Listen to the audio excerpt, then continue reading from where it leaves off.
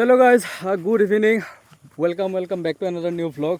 Ifale sauk ase amar logot Rudra mur logot baki ifale sauk eta view grasslandot ahisu bortoman logor kedai tar ase moi olop offroad kori kene ahi golo hoyto apnaloke sale offroadingor video ba hoyto suwa nai etu videor pisoto sabo pare ba etu videor agoto mane moi edit korile he gom pam je kuntu video sonkale di diu baki ifale check korok Rudra আছে বাকি এইখনৰ third service মই বহুত দিন আগতে কৰিলো plus এখন মই প্ৰায় 11300 কিলোমিটাৰ চলালো এতিয়ালৈকে আপোনালোকক দেখাই দিছো এবাৰ এক সেকেন্ড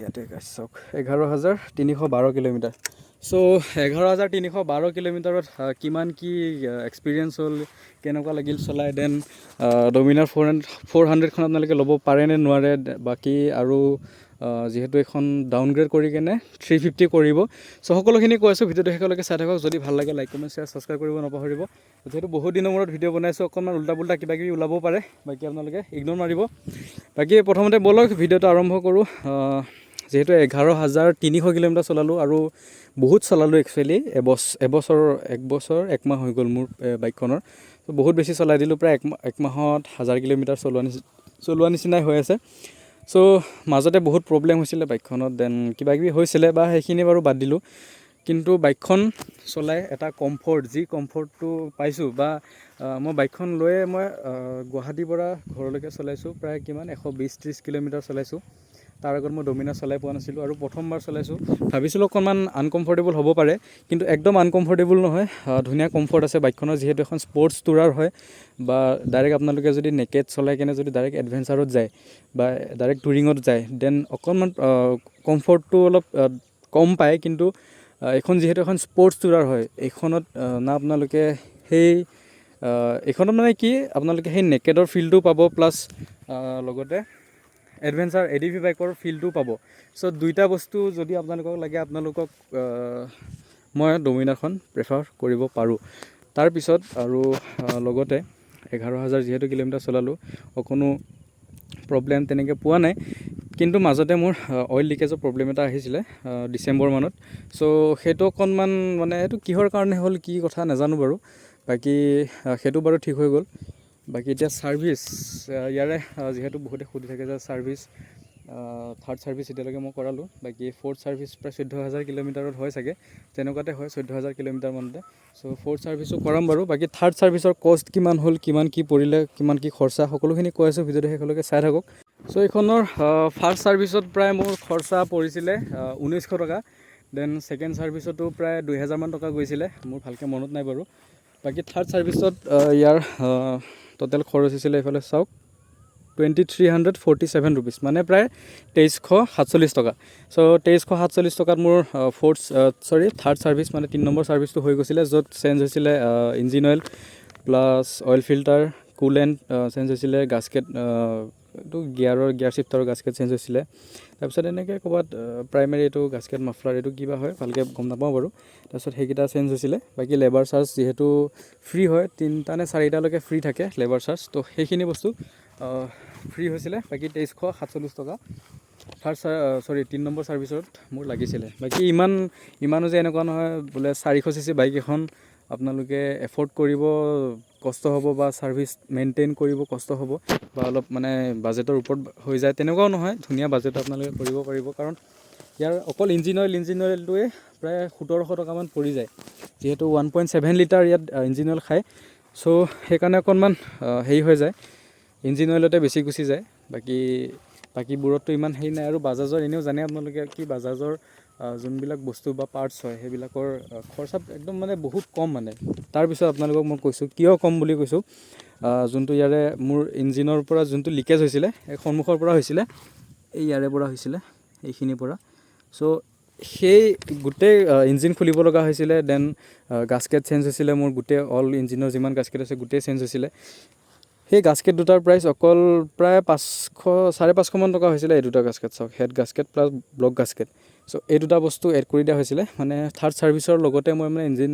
টু অইল লিকেজটো মই সলভ কৰা লৈছিলো কিন্তু মই ভালকে ভিডিও বনোৱা নাছিলো ডিটেইলছত কিন্তু এতিয়া এটো বাৰু নধৰো কাৰণ এটো বাৰু হেতু এক্সট্ৰা হেতু কিবা এটা বেলেগ ৰিজনৰ কাৰণে হৈ গল বাকী মেইন ছাৰ্ভিচ কষ্টটো এইটোৱে গাইছ। তো আপোনালোকে যিহেতু গম পালেই কিমান কি কথা, ছাৰ্ভিচ কষ্ট হওক কিবা হওক। তাৰপিছত আৰু অকণমান চলাই আপোনালোকক দেখাই দিম, অফ ৰোড কৰিম, আপোনালোকক ডাইৰেক্ট অফ ৰোড দেখাই দিম কৰি কেনে। বাকী আপোনালোকে ছিটিং পজিশ্যনটো ভালেই, প্ৰায় 800 mm মান হয় এইটো হাইটটো। বাকী এতিয়া যিহেতু ডমিনাৰৰ 400ৰ পৰা 350 মানে আগতে 373cc আছিলে, এইখন মোৰখন 373cc হয়। আৰু এতিয়া ডমিনাৰৰ 349cc কৰি দিলে, কাৰণ GST 2.0 তাতে মানে লিখা আছিল, মানে তাতে কৈছিলে আৰু কি 350cc ওপৰৰ বাইকবিলাকৰ 40% GST লাগিব। ত' সেইকাৰণে ট্ৰায়াম্ফ স্পীড 400খনো আই থিংক ডাউনগ্ৰেড কৰি দিয়া হৈছে। বাকী এইখনো ডাউনগ্ৰেড কৰি দিয়া হৈছে, NS 400 যিখনো ডাউনগ্ৰেড কৰি দিয়া হৈছে। বাকী এতিয়া এইকেইখন মানে কি গাইজ 400 কেইখন এতিয়া মানে লিমিটেড এডিশ্যন বুলি ক'ব পাৰি। আৰু যাৰ তাত আছে ভালকৈ ৰাখা ভাইহঁত, কাৰণ এতিয়া আৰু 400 নাপাবা, এতিয়া চিধা 350 হৈ গ'ল। অকণমান টৰ্কটো কমিব, বাকী BHPটো অকণমান বাঢ়িব বুলি শুনিছোঁ, কাৰণ CCটো কম হৈ গ'লে আই থিংক কিবা তেনেকুৱা হ'ব চাগে, মানে মই ভিডিঅ' দুটামান চাইছিলোঁ। চ' খালি টৰ্কটো অকণ কমিব, কাৰণ CCটো কমি যাব, চ' টৰ্কটো অলপ কমি যাব। তাত একো নাই, ইমান বেছি ডিফাৰেঞ্চ আই থিংক নাপাব। বাকী বাইকখনটো ছেম থাকিব, জাষ্ট CCটো অকণমান কমি যাব, মানে প্ৰায় 20-22 মান কমি যাব CCটো। চ' একো নাই, সেইখিনি আৰু হৈ যায়। আৰু প্ৰাইজো আই থিংক বহুতখিনি প্ৰাইজ কমি যাব, প্ৰায় কিমান 30-40 হাজাৰমান টকা কমি যাব বাইকখনৰ, মই শুনা মতেদি। বাকী ইমানকৈ চিয়'ৰ নহয়, কাৰণ ভালকৈ ডিটেইলছত পোৱা নাই বস্তুটো এতিয়ালৈকে। চ' সেয়াই, আপোনালোকক অকণমান মটৰভ্লগ কৰিও দেখাম, অলপ ইফাল সিফাল ঘূৰাই দেখাম কেনেকুৱা হয় কি কথা। বাকী সেয়াই আছিলে, আপোনালোকে বহুতে সুধি আছিলে কি ছাৰ্ভিচ কষ্ট লাগে, প্লাছ অ'নাৰশ্বিপ ৰিভিউ এটা বনাব লাগে, কিমান চলিলে কি কথা। চ' সেইকাৰণে বনাই দিলোঁ আৰু। চ' এইখনৰ মাইলেজৰ কথাও বহুতে সুধি থাকে কি ডমিনাৰ 400খনৰ মাইলেজ কিমান কি কথা। আপোনালোকক মাইলেজটো কি ইয়াতে নৰ্মেল চলাই থাকিলে 23-24 মান দেখায় গাঁৱৰ ভিতৰত বা তেনেকৈ চিটি এৰিয়াত। কিন্তু মই ৰিচেণ্টলি গুৱাহাটী গৈছিলোঁ, মই ভিডিঅ' বনোৱা হোৱা নাছিলে, বেলেগ এটা কামত গৈছিলোঁ। চ' গুৱাহাটী যাওঁতে মোৰ এইখনৰ মাইলেজ কিমান হৈছিলে আপোনালোকে হয়তো বিশ্বাস নকৰিব, 34 kmpl লাষ্ট মাইলেজ দেখাইছে, 34 kmpl, তাৰ ওপৰত নগ'ল। চ' আই থিংক ভাল তেল পালে বা ভাল স্পীড মেইনটেইন কৰিলে মাইলেজটো ভাল পোৱা যায়। চ' আপোনালোকে সেইটোৱে আৰু। বাকী বহুতে কৈ থাকে কি মাইলেজ বহুত কম কি কথা, তেনেকুৱা অলপ মানে গাঁও অঞ্চলত বা গাঁও এৰিয়াত বা টাউন এৰিয়াত চলালে, ট্ৰেফিক এৰিয়াত চলালে অকণমান মাইলেজটো কমিবই, সেইটো আৰু কিনো কৰিব, উপায়টো নাই। বাকী মেইন হাইৱেত যদি চলায় দেন তাত মাইলেজটো ধুনীয়া দিয়ে। চ' মাইলেজ ভাল দিয়ে মাজে মাজে, কিন্তু মাজে মাজে এই গাঁও অঞ্চলত যিহেতু হাইৱেত বেছিকৈ যোৱা নহয়, চ' মাইলেজ ইমান তেনেকৈ পোৱাই নাযায়। আৰু খালি ভালকৈ যদি ভাল তেল যদি পায় বা ভাল কোৱালিটিৰ তেল যদি পায় আৰু ভাল স্পীড মেইনটেইন কৰিলে 30 ওপৰত মাইলেজ দি দিব। আৰু বাইকখন যদি ভালকৈ মেইনটেইন কৰি ৰাখে তেতিয়া, বা টায়াৰ প্ৰেছাৰ হওক, চেইন হওক, তাৰপিছত ইঞ্জিন অইল হওক, চ' সেইখিনি বস্তু আপোনালোকে ভালকৈ মন কৰি ৰাখিব লাগে, তেতিয়া মাইলেজটো ভালেই পোৱা যায়। বাকী এই চাইডে চেক কৰক, 25 kmpl মাইলেজ দেখাই আছে। এক ছেকেণ্ড, এইটো গাইছ চাওক, 25 kmpl মাইলেজ দেখাই আছে। বাকী বাইকখনটো চলিলে প্ৰায় 11,312। টাইম হৈছে বৰ্তমান গাইজ 5:08। ছানছেট হোৱাই নাই বাৰু এতিয়ালৈকে, হ'ব আৰু লাহেকৈ। বাকী চিধা অফ ৰোডে চলাম আৰু গাইজ। হাইৱেতটো জানেই ডমিনাৰ কেনেকুৱা পাৰফৰ্ম কৰে, যিহেতু ৱেইট বহুত আছে, 196 kg মান আছে, 192 নে 190 তেনেকুৱা কিবা আছিলে, মই ভালকৈ মনত নাই। চ' অকণমান চিধা অফ ৰোডতে দেখাই দিব গাইজ, ৱেইট আছে বাইকখনত। চ' যদি আপোনালোকে ভালকৈ কণ্ট্ৰল কৰিব পাৰে দেন আপোনালোকে ধুনীয়া অফ ৰোড কৰিব পাৰিব এইখন বাইকত।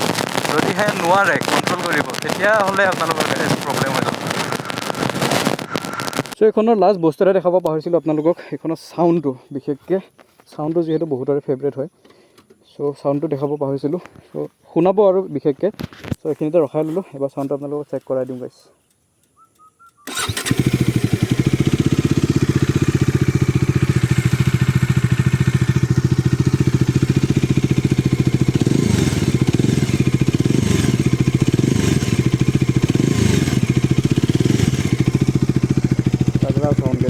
পূৰা বেছি চাউণ্ড মানে।